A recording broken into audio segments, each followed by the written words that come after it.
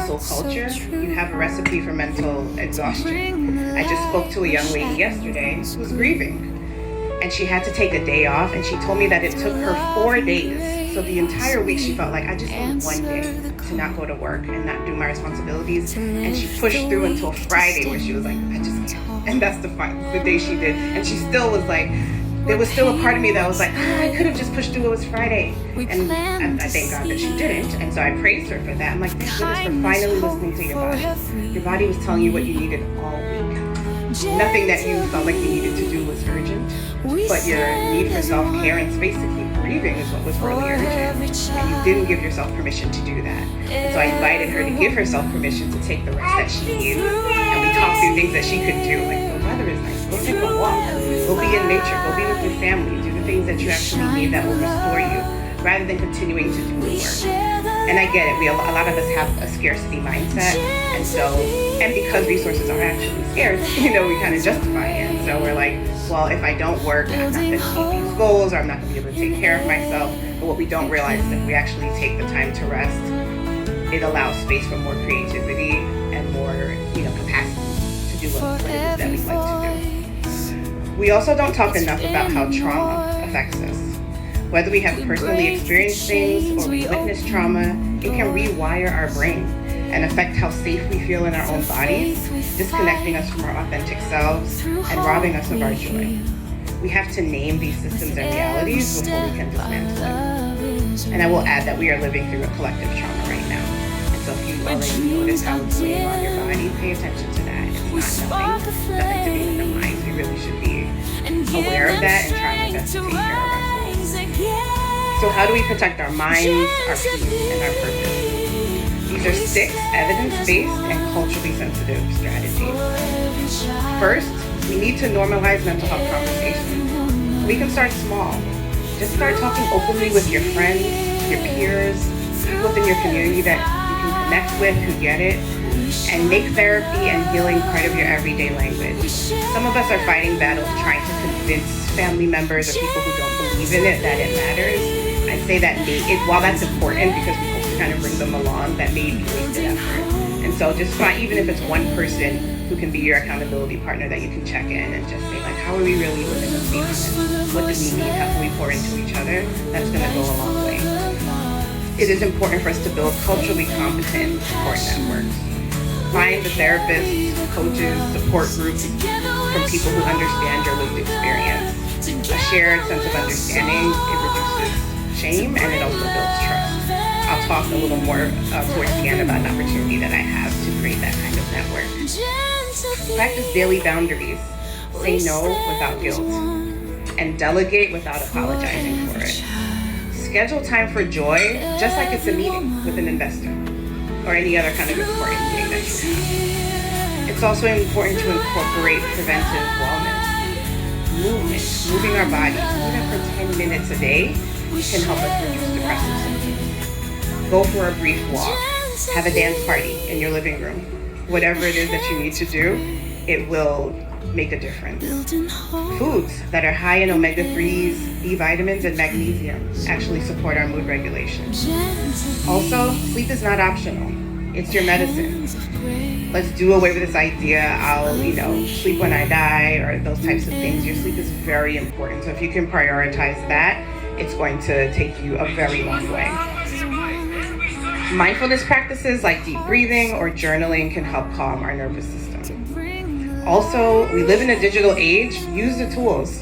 There are apps, there are websites, there are all kinds of platforms to search for therapy and support, journaling apps. There are things that will even remind you, hey, have you meditated today?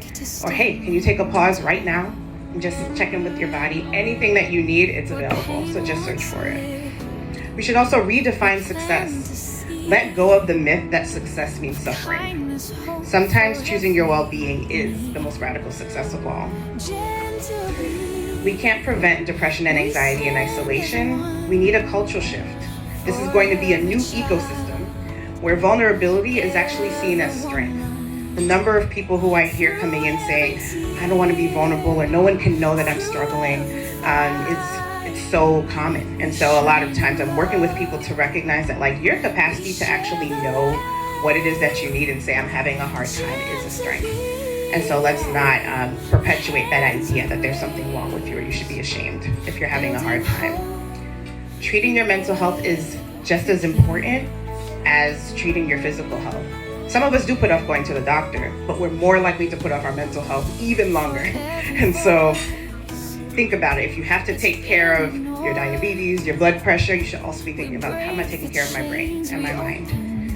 Ambition is not at war with rest, and we are allowed to thrive and not just survive. A lot of us are stuck in survival mode, and getting to a place where we understand ourselves and we feel more deeply connected to ourselves allows us to thrive and do the things that we actually hope to do. And we need community care just as much as self-care. And so that looks like checking in on each other, making space for real conversations, and refusing to accept burnout as the cost of being excellent. And just a couple of reminders. You are not alone. You're not too strong to struggle, and you're not too successful to need support. And most importantly, you are not broken for feeling overwhelmed. I just heard something. I was at a conference last week and someone said, I'm not broken, I'm just going through some things, which just reframes that idea. Like, there's nothing wrong with you, there's nothing that needs to be fixed. All you need is a space to be heard and seen and valued. And once you have that space, that allows you to really just take a look at yourself and think about what it is that you need. You are human, and humans are not meant to be, just kind of indestructible and not fazed by anything that's going on. It's actually within our human nature to respond to our environment. That's what our emotions are. It's just saying that something's happening and my body and my mind is responding to it. And so if we can normalize that, that actually allows us to access our humanity. It's dehumanizing, actually, to think that you're not supposed to have emotions or if there's something wrong with them. And you are powerful, and you are worthy of healing. It's important for us to build a world where we don't have to break in order to be heard. Usually it's by the time we're in a crisis, or, like Shashina was talking about, like having a migraine for 2 weeks and you're like, wait, something's not right about this, right? It's like, at that first instance, like, I'm not really feeling like myself. Maybe that's a moment to check in. So like, maybe I need something. Maybe my body's trying to tell me something. I don't have to just push through and wait until it gets worse to pay attention to it. I want to spend the last couple of minutes just talking about a therapy group that I've been leading for Black women called Healed Sisters. And I'll just share a bit about how I came to start this group. I started my private practice back in 2018, very small. I was like, I'm just gonna do something little. And it still is pretty, I try to keep it small, but then it expands and expands. And so that I'm trying to, kind of keep up with it. But the first thing I noticed, and it really didn't, it took until the pandemic, I think, for me to fully launch into it. I had been in a group myself, a therapy group, and it was pretty diverse actually at the time. But what I noticed was every time I shared my experience or I'd share something about my life, everyone in the group would be like, you're just so beautiful, you're so strong. And they thought that that was like encouraging, and I just felt so unseen and unheard. And so I'm like, this is not therapeutic for me. I don't need anyone to tell me that I'm amazing. That's not gonna help me deal with my trauma or my depression, right? And so I was like, I think I need a space where like people look like me and they get it, and I don't have to explain, what it is that I'm trying to share. And that gave me a vision for starting a therapy group for Black women. And not that I had like a whole solid plan for it. I was like, somebody encouraged me, like, just start. If you have 2 or 3, that's a group. And so I was like, all right, let's do this. I put out a word to my colleagues, and I had 8 people show up for that first session. And we had an amazing session talking about the diversity of the Black female experience. We had people from Africa, people from Jamaica, people from the US, like all over, talking about how we're actually not a monolith. People think that, we all are the same, and that just that recognition that, like, yes, while we share some experiences, we're also very different and we can connect in those differences was really powerful. And so now it's morphed into a virtual therapy group that's been, actually Monday makes 5 years since I've been leading this group. And it's a place for any woman who's seeking connection with other Black women. We talk about all aspects of being Black women, and we learn ways to heal together. We talk about trauma, we talk about family relationships, we have entrepreneurs trying to launch their business, and anything. Nothing is, kind of left off the table. And what I really valued is that we've grown to be such a supportive community and network that people have officiated each other's weddings, people attend other people's business events.